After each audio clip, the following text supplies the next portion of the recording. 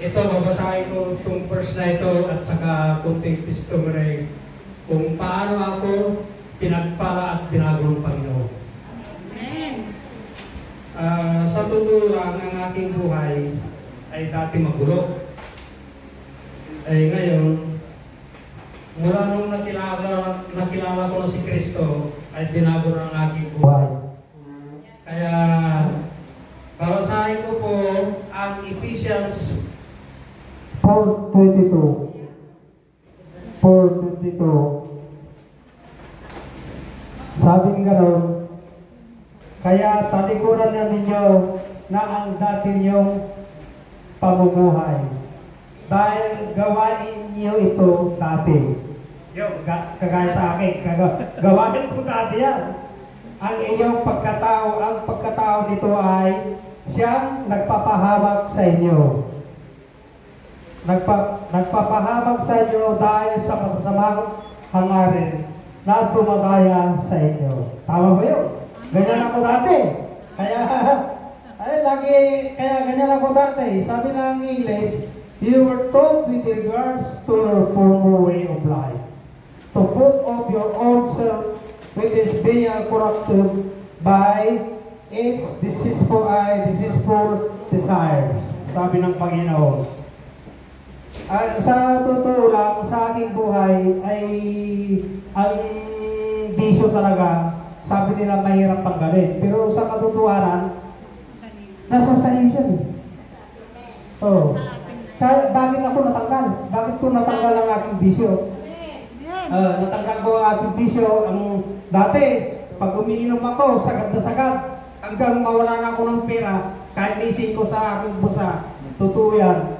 At saka, minsan pa, pag wala ako, nagcharge ako, hindi nababago ang aking sarili.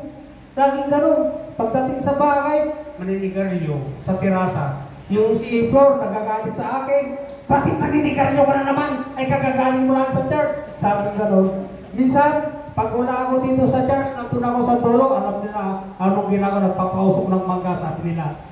Kaya, minsan nakita kami ni Pastor Yan, naninigarilyo kami si Brother Aladdin. Tama-tama, pag sumuko ng tabako, tinignan ko, nakita ko ni Pastor. Umayan, ay alanganin tabi mo, ito po naman. Kaya, hindi natin mailihin yan. Mailihin natin yan sa ibang tao, pero sa Panginoon hindi nakatingin sa atin na. Totoo yan. Kaya lahat ng ginagawa ko sa aking buhay ay pinagsisiyan ko talaga dahil ang sabi ng 23 ng Ephesians 4:23 ulit, sabi nga raw, baguhin ninyo ang pag-iisip at pag-uugali. Sabi nga raw, kaya binago ko ng aking pag-iisip at pag-uugali. Amen. Na going straight na ako, nakikita nyo naman. Na going straight na ako sa Panginoon. Kaya sabi na, to be made anew in the attitude of your minds. Sabi nga ron sa English. Diba? Napakabuti talaga. Pero sa 24, at ipakita ninyo na binago na kayo ng Diyos at binigyan ng buhay na matuwid. At banal na katulad ng Diyos. Napakabuti talaga yung ginawa niya sa akin.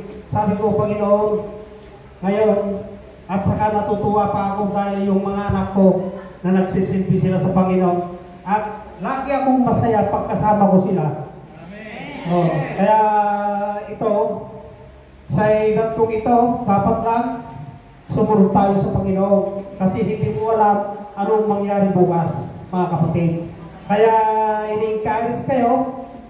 Kaya ang sabi ng Panginoon, kaya ito lang, ang sabi ng ang sino man nakipag-isa kay Kristo ay bago nang nilalang, wala nang dating pagkatao, siya ay nabago na. Amen. Sa atin, tignan mo ang aking ugali, nabago lahat. Ang pagsasalita ko, medyo malumanay na. Dati, papalagpag ang salita ko.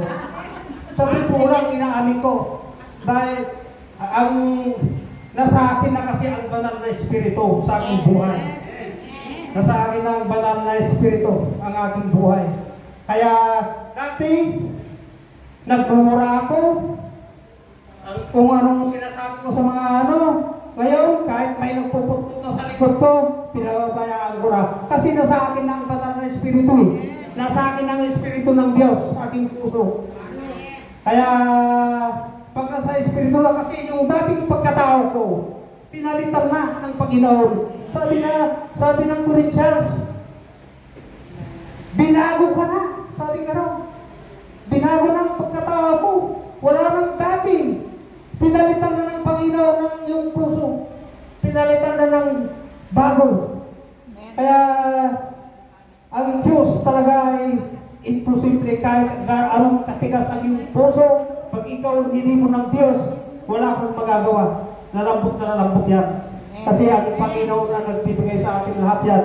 Kaya sabi ko ganoon, itong natitirang buhay ko, maglilingkod na ako sa Panginoon habang nabubuhay ko, sabi ko ganoon sa Panginoon. Sa aking sarili, kasi hindi mo alam kung anong mangyari bukas. Kaya, pagkikita mo ang pagbabago ng isang tao pag nasa Diyos ka. Kaya, sabi ko gano'n, Lord, sabi ko gano'n, nasa akin na yung Espiritu mo. Lahat, nabago na lahat. Nasa akin na, nananahan ng aking puso ang Espiritu ng banal mong Espiritu. Pag tinanong ka na ng banal na Espiritu, hindi na ano yung pagsasalita mo, kahit inaano ko ng ako, hindi ka na nagsasalita. Totoo yan, dahil naranasan ko na yan. Kahit anong sinabi sa akin ng inkargada, pag ikaw mo yung sumig po ko, kahit nahirapan na ako sa trabaho, sige pa rin, sige pa rin, sige pa rin. Sige nang sige, sabi ko, kaya napakabuti ang Panginoon. Kaya pag nasa Kristo ka na talaga, patatanggal na lahat ang iyong mga bagay mga bagay sa iyo. Kaya napakabuti. Ang sabi pa, ang banal na Espiritu ang nagpapatuna, sabi ng Panginoon sa Romans 8:16, ang banal na Espiritu, ang ating Espiritu, ang parihong nagpapatunay na tayo ay anak ng Diyos. Amen ba? Kaya mga Espiritu, tayo ay anak talaga ng Diyos. Kaya napakabuti talaga ang Panginoon. Kaya iyon ang pinangawa kong verse, ito 2 Corinthians 5:17. Hindi ko makakalimutan ng verse na ito dahil ito ang verse na ito ay binago ang aking buhay. Kaya ako'y nagagalak talaga sa ating Panginoon. Kaya purihin natin ang Panginoon. Ito lamang kasi talagang ito ang inano ko habang nabubuhay ko sa mundo. Dire-diretso na magsisipis sa Panginoon. Kaya purihin natin ang Panginoon. Amen.